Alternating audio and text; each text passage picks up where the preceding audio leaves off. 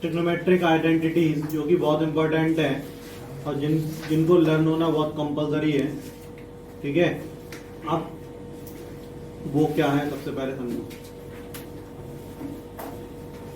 पहला देखिए, पहला फॉर्मूला बताते हैं हम साइन 2 थीटा का। साइन 2 थीटा, साइन 2 थीटा का फॉर्मूला क्या होता है? 2 sine theta cos theta, 2 sine theta cos theta. अब आप कहोगे सर ये वेरीफाई कैसे करें? तो वेरीफाई ऐसे करें कि थीटा की कोई भी वैल्यू रख लो, मान लो 45 रख लो। देखो LHS RHS बराबर आएगा, हम 45 रखते हैं। Sine 2 into 45, 2 sine 45 cos 45। ठीक है, साइन 2 इंटू 45 कितना हुआ? साइन 90 हुआ। और 2 साइन 45 की वैल्यू 1/√2 हुई और cos 45 की वैल्यू 1/√2 हुई। यही तो है। साइन 90 की वैल्यू क्या होती है? 1 होती है।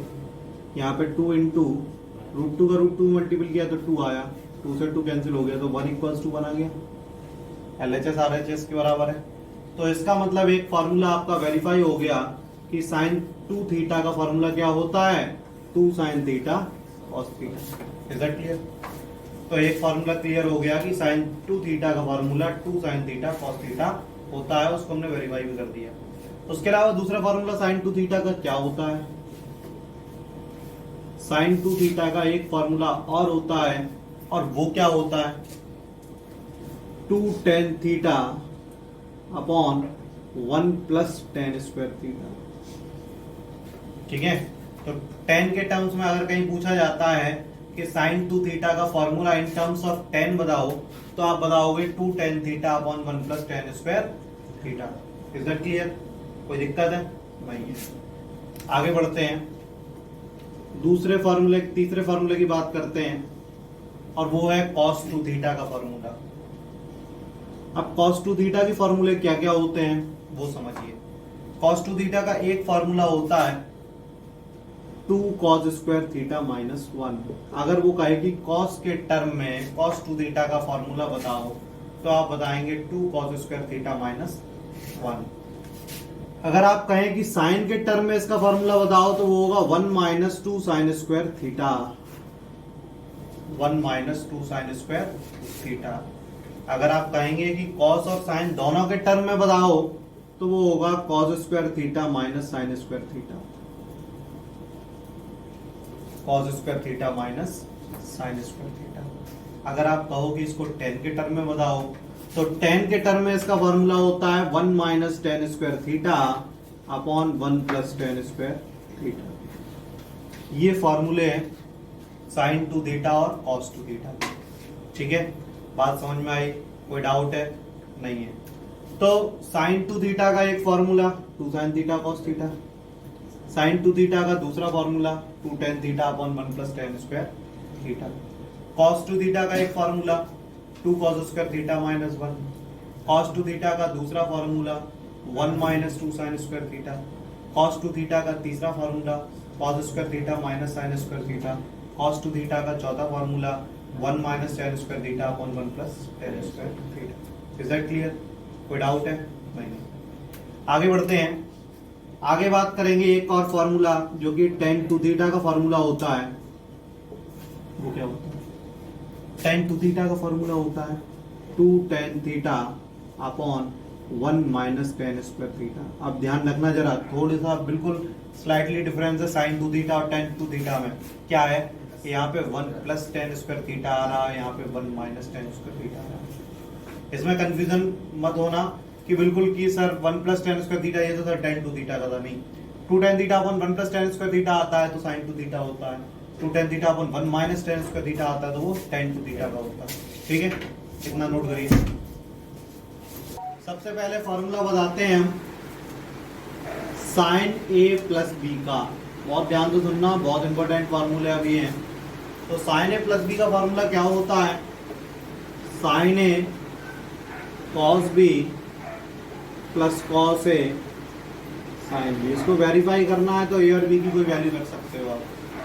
अगर वेरीफाई करना है तो ए को 30 मान लो, ठीक है, बी को 30 मान लो या 60 मान लो और सॉल्व कर दो। ठीक है, देखो ऐसे, जैसे फॉर एग्जांपल ए को 30 माना, बी को 60 माना,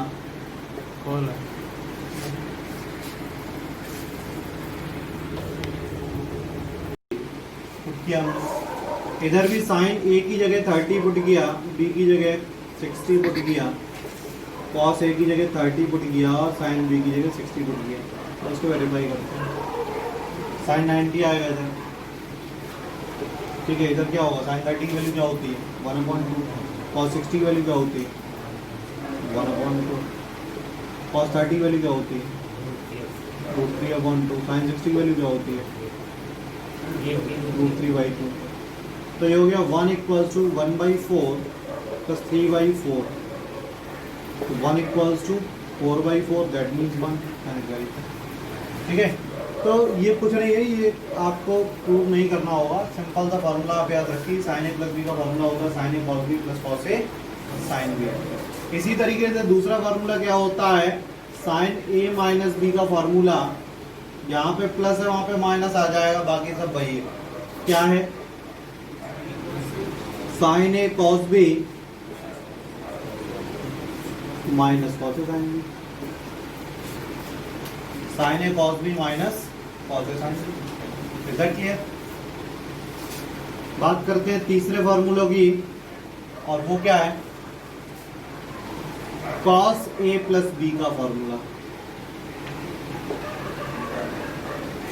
कॉस ए प्लस बी का फॉर्मूला क्या होता है, माइनस साइन ए साइन बी, माइनस साइन ए साइन बी। उसके बाद fourth, cos A minus B का फॉर्मूला देखेंगे तो कॉस ए माइनस बी का फॉर्मूला क्या होता है, cos A cos B plus sign A sine B, plus sign A sine B.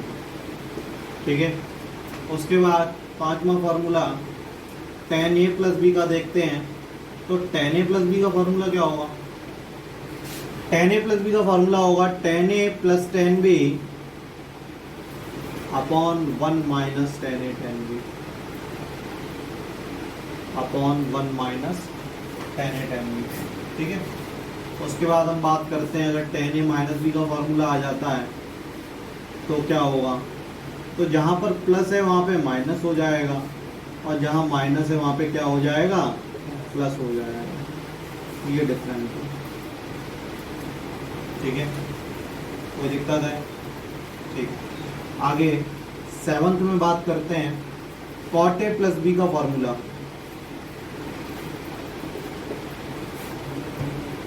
Cot A plus B का फॉर्मूला क्या होता है, cot A cot B, cot A cot B -1 upon cot B plus cot A. ठीक है, और cot A minus B की बात करें, अगर कॉट ए माइनस बी की बात करें तो वो फॉर्मूला क्या होगा, cot A cot B +1 upon cot B minus cot A. ठीक है, इतना नोट करिए। एक फॉर्मूला साइन 3x का भी होता है, जैसे अभी 2x का था, तो उसी तरीके से साइन 3x का भी फॉर्मूला होता है। और क्या होता है, 3 sin x -4 sin 3x, 3 sin x -4 sin 2x। इसी तरीके से अगर हम बात करें cos 3x की, तो cos 3x का फॉर्मूला होता है 4 cos 3x -3 cos x। ठीक है, अब अगर हम बात करें tan 3x की, तो tan 3x का फॉर्मूला होता है 3 tan x -tan cube x upon 1 - 3 tan square x, upon 1 - 3 tan square x। ठीक है, विदाउट नहीं। अब बात करते हैं हम नेक्स्ट फॉर्मूले की, जो कि है साइन सी प्लस साइन डी। ये क्या होता है? इसका फॉर्मूला होता है 2 साइन सी plus D upon 2 cos c minus D upon 2।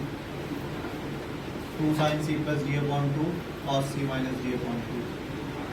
पांचवें फॉर्मूले की बात करते हैं, साइन सी माइनस साइन डी की बात करते हैं, तो वो क्या होगा?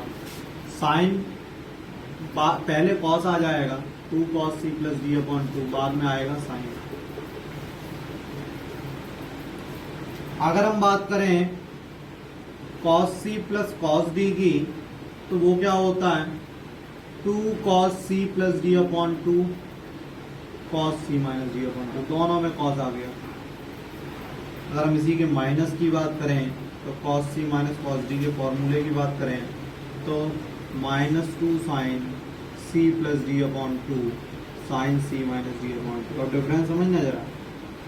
तो यहाँ पे साइन था प्लस का, तो एक साइन एक कॉस आया, पहले साइन फिर कॉस आया, फिर साइन माइनस में आया तो पहले कॉस फिर साइन आ गया।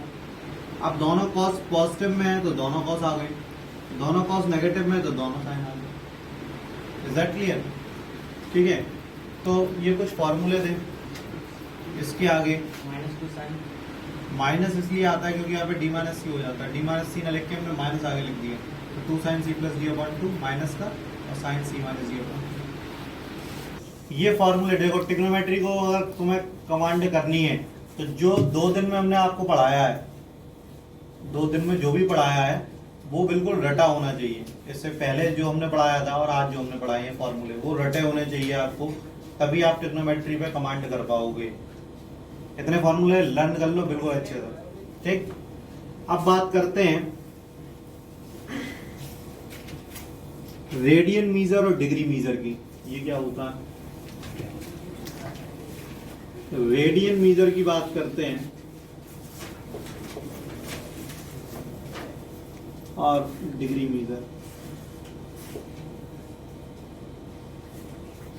ये डिग्री मतलब एंगल को मीजर करने के, एंगल को मीजर करने के लिए 2 यूनिट्स हैं। क्या क्या है? एक तो रेडियन है, रेडियन में मीजर कर सकते हैं एंगल को, और एक डिग्री में मीजर कर सकते हैं। ठीक है, जैसे हम कहते हैं कि 30 डिग्री एंगल है, 30 डिग्री एंगल कहते हैं। अब 30 डिग्री ये किस में है? डिग्री में। अगर हमें इसे रेडियन बदलना है तो हम क्या करेंगे? इंटू पाई अपॉन 180 कर दो, इंटू पाई अपॉन 180 कर दो, तो π/6 क्या हो गया? रेडियन हो गया। तो अगर हम इसको 30 को 30 डिग्री कह लें या π/6 रेडियन कह लें, बात एक ही है। बात समझ में आई? किसी एंगल को या तो हम 30 डिग्री कह लें या π/6 रेडियन कह लें, दोनों बात एक ही है। क्यों? क्योंकि वो पाई में है और ये क्या है? डिग्री में। ये रेडियन में और ये डिग्री में। तो समझ में आ गया होगा कि रेडियन मीजर क्या निकल के आया। इससे फॉर्मूला हमारा क्या बना? रेडियन मीजर बराबर डिग्री मीजर इंटू π/180। यही तो फॉर्मूला बना। रेडियन मीजर बराबर degree measure into π/180 degree, π/180 degree. Without नहीं। अब उसके बाद अगर हमसे कहा जाए कि डिग्री मीजर निकालना है, अब अगर हमें डिग्री मीजर निकालना है और रेडियन मीजर दिया जाए तो फॉर्मूला क्या होगा? रेडियन इंटू 180 अपॉन पाई। सिंपल सा था, 180 इधर ले गए, पाई अपॉन में आ गया, 180 इधर डिवाइड में इधर जाके मल्टीपल में हो गया, पाई इधर मल्टीपल में इधर डिवाइड हो गया, चला गया। तो डिग्री मीजर बराबर क्या हुआ? रेडियन इंटू 180 अपॉन पाई। दोनों फॉर्मूले क्लियर हो गए। तो रेडियन और डिग्री क्या है? एक एंगल की यूनिट्स हैं जो हम रेडियन में भी कन्वर्ट कर सकते हैं उस एंगल को, और डिग्री में भी कन्वर्ट कर सकते हैं। फॉर्मूला क्या होता है? Radian is equals to degree measure into π/180 और degree measure equals to radian into 180 upon pi. Without. अब हम बात करते हैं किसी एक सवाल की, जैसे 40 डिग्री 20 मिनट है। जैसे एक ये क्वेश्चन है 40 डिग्री 20 मिनट, तो वो किसी चीज को लिखते हैं ना, तो वैसे लिखते हैं, किसी एंगल को लिखना है हमें, और एंगल हमारा है 30 डिग्री, फिर उससे छोटी क्या होती है यूनिट मिनट, और उससे छोटी क्या होती है सेकंड।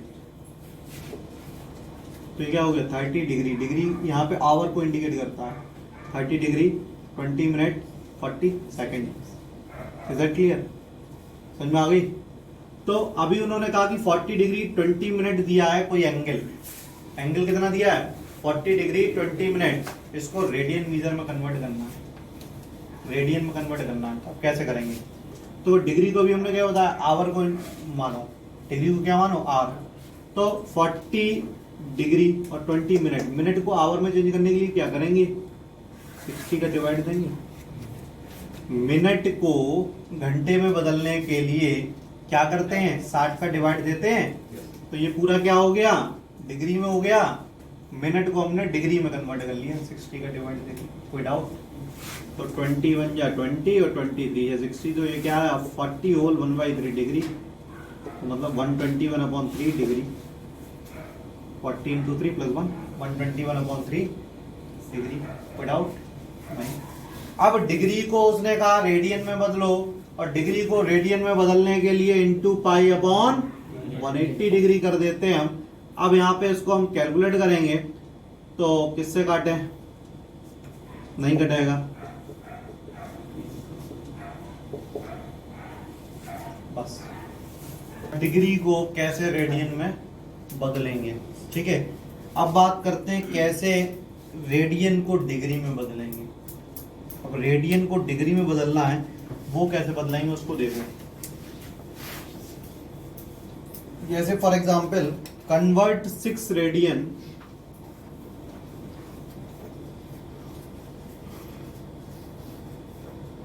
इनटू डिग्री मीटर,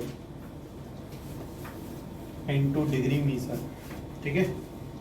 तो कैसे बदलेंगे उसको समझो।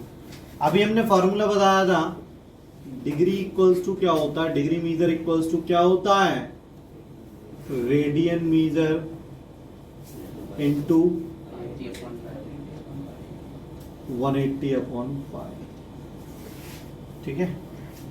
तो रेडियन मीटर कितना है 6 है, इंटू 180/5 कर दिया, पाई की वैल्यू 22/7 रख दी। तो पाई की वैल्यू हमने यहाँ पे क्या रखी, 22/7 रखी। कोई डाउट, कोई दिक्कत है यहाँ तक? नहीं है। आगे बढ़ते हैं। यहाँ पे हमने इसको 2 से काटा, 2 3 6 और 11 टाइम्स कटा, तो कितना आया हमारे पास, 540 × 7/11। इसका भी अंदर मल्टीपल कर दूं,